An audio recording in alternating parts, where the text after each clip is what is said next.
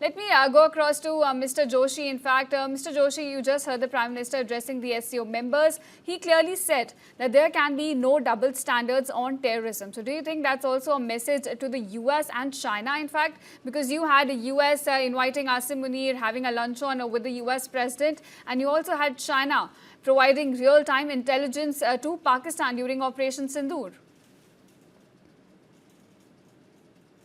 So I think you are right that the things which have happened in the world political economic environment have been a matter of concern, and when everybody is talking of Trump tariffs, so things are going beyond trade, and the basic economic analysis, and as you have seen that what the Prime Minister has already talked about is that India was perceived to be a trusted partner of US has been perceived as a trusted partner of India and both countries, but I think the recent happenings which have which the whole world has seen is putting a strain on the ties of the two countries. We have also seen that India have been highly restrained in terms of its reaction to the US approach in terms of tariffs and other things.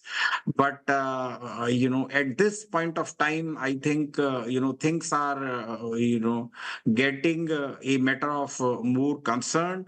As you have seen that India has been imposed the highest tariff of 50%, 25 plus 25, along with Brazil also 50%, wherein, tariff on the other countries, including China, is much lower, and on Pakistan, the tariff has been 19%, which is much lower compared to India, and it is creating the both types of tensions, the trade tensions as well as the geopolitical tensions between the two countries.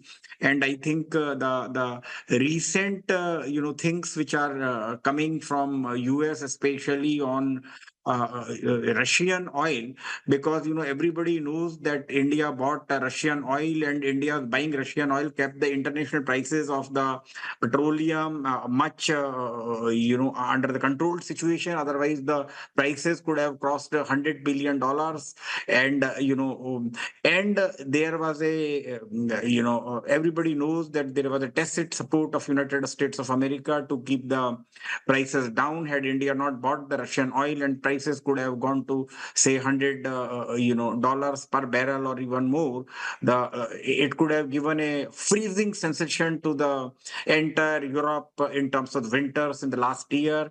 And therefore, the buying oil from Russia is not only in interest of India, but it was interest of the entire world, because there are multiple countries, and most countries are dependent on their oil, and therefore the kind of the allegations being put on India are a matter of serious concern. But now what we see in this a new not only in terms of trade and economics, wherein the new global supply chains are being emerging, because the higher tariffs in US is preventing countries to trade with US, and therefore it is not only the export import, but more than the manufacturing in different countries are also emerging. And the latest on this is that India coming closer to China, and China coming closer to India, and